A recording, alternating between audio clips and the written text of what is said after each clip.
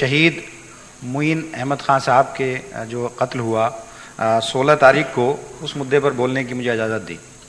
ये मेरी विधानसभा का मसला है कि 16 तारीख को तकरीबन 7 बजे वो जोहरी फॉर्म के अंदर रहते हैं। जोहरी फॉर्म वहाँ एक पॉश कॉलोनी है, लेकिन उस पॉश कॉलोनी में उनका एक छोटा सा घर है, तकरीबन 70-80 गज का एक मकान होगा, जो कहीं से उस पॉश कॉलोनी में नहीं लगता कि उस इलाके में वो होगा। और वो उनकी 3 बेटियां हैं, 2 बेटी यहाँ उनकी मौजूद है, एक बड़ी बेटी इकरा है, उनके एक दोस्त हैं जो साकिब साहब हैं, मेरे भी वो दोस्त हैं, और उनकी बेटियों की खाला वो भी यहाँ मौजूद हैं। तो मैं उनसे अक्सर जब उस इलाके में मैं जाता था तो मेरी साकिब साहब मेरे दोस्त हैं, उनके यहाँ मेरी उनसे मुलाकात होती थी, तो अक्सर उनसे सरकार के ताल्लुक से बात होती थी, तो वो अपनी सारी बातें हमसे रखते थे। लेकिन 16 तारीख को वो जब ऑफिस से अपने घर वापस आ रहे थे तो उस वक्त में 2 अज्ञात लोगों ने उनको गोली मारकर जो है कत्ल कर दिया। मेरे पास तकरीबन मैं वक्फ बोर्ड से वापस जा रहा था, तकरीबन 7:30 बजे साकिब साहब का मेरे पास फोन आया कि भाई मेरे एक दोस्त हैं MM खान साहब, आप जानते हैं, उनको किसी ने गोली मार दी। और इस वक्त होली फैमिली में है, तो मैं होली फैमिली में गया। मैंने जब CM साहब से मैंने जब संपर्क किया और मैंने CM साहब को बताया कि एक ईमानदार अफसर को जो है गोली मारी गई है, लेकिन अभी हालात नहीं मालूम क्या है। तो मैं होली फैमिली पहुंचा, CM साहब ने मुझसे कहा कि भाई जाओ, आप मुझे अपडेट दो, क्या हुआ क्या नहीं हुआ, जो भी मदद आपको चाहिए उसमें हम पूरी तरह साथ हैं। तो मैं वहां गया। जाने के बाद वहां जो पता लगा कि उनका थोड़ी देर बाद उनका जो है वो डेथ हो गई। डॉक्टरों ने जवाब दे दिया कि अब वो नहीं रहे। तो मैं उनके घर पर गया। उनके 3 बेटियां हैं, एक बेटी इकरा है जो सबसे बड़ी है, जो हमदर्द यूनिवर्सिटी से मेडिकल कर रही है, जिसका फाइनल ईयर है। 2 बेटियां हैं, माटाडे से, एक 10th कर रही है और एक 12th कर रही है। 12th वाली मौजूद है और इकरा जो बड़ी लड़की है वो भी यहीं मौजूद है। तो मैंने उनसे पूछा तो उनके बारे में वहां के लोगों ने बताया, साकिब साहब ने बताया कि जब इकरा का मेडिकल कॉलेज में जब हमदर्द के अंदर एडमिशन हो गया तो उस वक्त जब उसके फीस देने की बात आई तो MM खान साहब ने कहा कि भाई मेरे बस की नहीं है कि मैं उसकी फीस पे कर पाऊं। तो कहा कि एक उनके अंकल हैं जो बाहर किसी और कंट्री में रहते हैं, जद्दा वगैरह में, तो उन्होंने कहा कि भाई पहले साल की फीस मैं पे कर दूंगा, जब आप पर होगा तब दे देना।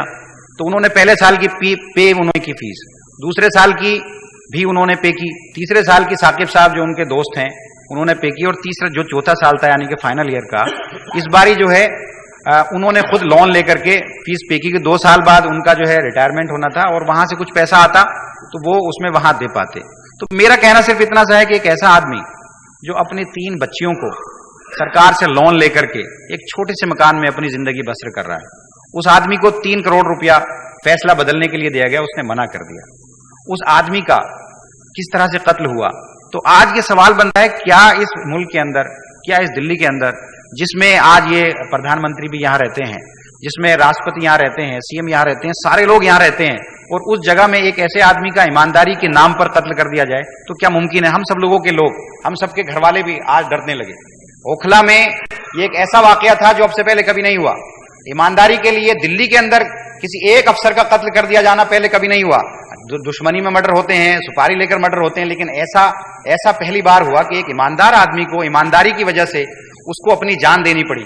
आज वो शहीद का दर्जा उनको दिया जाना चाहिए। मेरा सबसे पहले कहना तो यह कि विधानसभा में एक ऐसे आदमी को जो ईमानदारी की लड़ाई लड़ा हो और वो आदमी उसकी वजह से कत्ल हो गया हो, उसने बेईमानी का गला न थामा हो, लाख हालात थे घर पे, मजबूरियां थी घर पे, बच्चों की फीस पे नहीं कर पा रहे थे, उसके बावजूद भी उस आदमी ने अपनी ईमानदारी को नहीं छोड़ा, जिसकी वजह से उसको जान देनी पड़ी। तो उसको शहादत का दर्जा हमारी विधानसभा से जरूर मिलना चाहिए।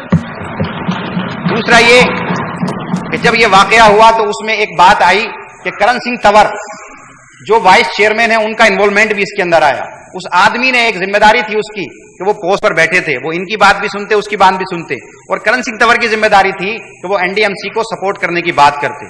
लेकिन वो उन्होंने LG को चिट्ठी लिखी 6 तारीख को, और उसमें कहा कि MM खान जो है ये NDMC को फेवर कर रहे हैं, ये होटल मालिक की बात नहीं सुन रहे हैं।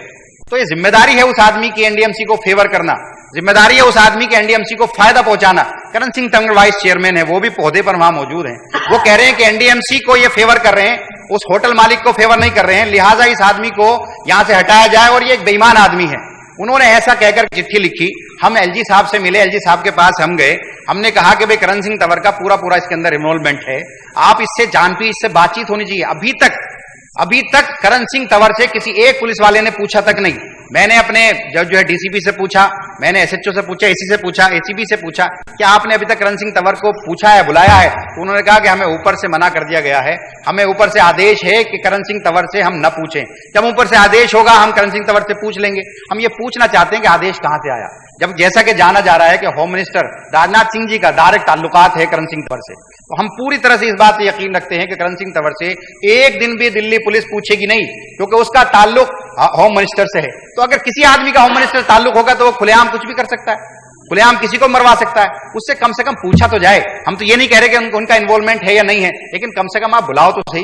उन्होंने चिट्ठी क्यों लिखी, उन्होंने क्यों कहा कि करण सिंह तंवर ने क्यों कहा कि कक्कड़ का फेवर करना चाहिए, एनडीएमसी का फेवर नहीं करना चाहिए, ये बात तो जरूर उनसे पूछनी चाहिए। आज हालात ये बन गए कि मैं अपनी बात बता रहा हूं कि मेरे घर वाले मुझसे डरते हैं कि भाई आप जो है वक्फ बोर्ड में हो, जगह जगह दुश्मनियां हैं, आप घर से जाओगे तो हो सकता है कि आप पर भी कोई अटैक कर दे। तो ऐसे माहौल में कहां ईमानदार आदमी एक सफर कर सकता हो? हमें यह निश्चित करना होगा, हमें ये विधायकों के लिए भी, ईमानदार अफसरों के लिए भी हमें यह साबित करना होगा, हमें निश्चित करना होगा कि ईमानदारी से जो काम करेगा उसको आजादी से काम करने की इजाजत होगी, आजादी से काम करने का माहौल होगा। आज तो हालात बन गए कि कोई भी आदमी किसी को मर्डर कर सकता है। 2 लाख के लिए ऐसे टुच्चे उठाई गिरोह ने 2 लाख के लिए उस आदमी को मर्डर कर दिया कि जो आदमी ईमानदारी के लिए जिसने 4 करोड़ रुपए को ठुकरा दिया, कोई भी किसी को मारकर जा सकता है। या आज जंगल राज की बात करते हैं बिहार जाकर के, या जंगल राज की बात करते हैं बंगाल जाकर के, ये तो दिल्ली है, यहां पर तो आप भी रहते हो। उस विधानसभा में, जिस विधानसभा में इनका कत्ल हुआ, जिस विधानसभा के लोगों ने इनका कत्ल किया, वहां तो प्रधानमंत्री का खुद का घर है। तो जब दिल्ली में ये हाल है तो बाहर क्या होगा? आज आप बात करते हो दूसरी जगह जाकर के, दिल्ली में तो खुद जंगल राज है। आज तक क्यों नहीं पूछा गया करण सिंह तंवर से? हम एलजी साहब से मिले, जरा सी चीजों में हमारे विधायक अगर कुछ कर देते हैं तो जरा सी चीज में सम्मन भेजकर पुलिस उठाकर ले जाती है। तो क्यों, जब उनके इल्जाम लगा रहे हैं, उनके घर वाले इल्जाम लगा रहे हैं, उनकी बेटी ने प्रेस कॉन्फ्रेंस करके कहा कि करण सिंह तंवर का दबाव था। मैंने साकिब साहब ने मुझसे कहा कि हमसे अक्सर वो आकर कहते थे कि भाई मेरी जान को खतरा है, मुझे लोग परेशान कर रहे हैं, मुझ पर लोग दबाव बना रहे हैं, हो सकता है कि इस बात के लिए ये लोग मुझे जान से मार दे। 2 दिन पहले उन्होंने कहा था, साकिब साहब ने मुझसे ये कहा कि मुझसे एक गलती हो गई, हमसे एक भूल हो गई कि हम पुलिस को एक कंप्लेन नहीं कर पाए, हमें नहीं मालूम था कि 17 तारीख को फैसला होना और 16 तारीख को इनका मर्डर हो जाएगा। तो ये माहौल आज बना हुआ है। क्यों नहीं पूछा जा रहा करण सिंह तंवर से? किसी से भी क्यों नहीं पूछा जा रहा? तो अगर कोई भी आदमी, एक ईमानदार आदमी है, उसका कत्ल हुआ है और आज उसके बच्चे हैं, उनकी 3 बेटियां हैं, उनकी परवरिश है, कैसे वो महफूज आगे रहेंगे, कैसे लोग महफूज रहेंगे, कैसे लोग ईमानदारी से काम करेंगे? इन्हीं बातों के साथ मैं अपनी बात को खत्म करता हूं और तहे दिल से मुख्यमंत्री जी का शुक्रिया अदा करता हूं कि उन्होंने इस मसले को कंसीडर किया और 1 करोड़ रुपया और उनको फ्री एजुकेशन, बच्चों को फ्री एजुकेशन, सरकारी मकान और उनकी बीवी को सरकारी नौकरी का जो वादा किया है और जो पूरा किया है उस वादे को, उसके लिए मैं तहे दिल से मुख्यमंत्री जी का शुक्रिया अदा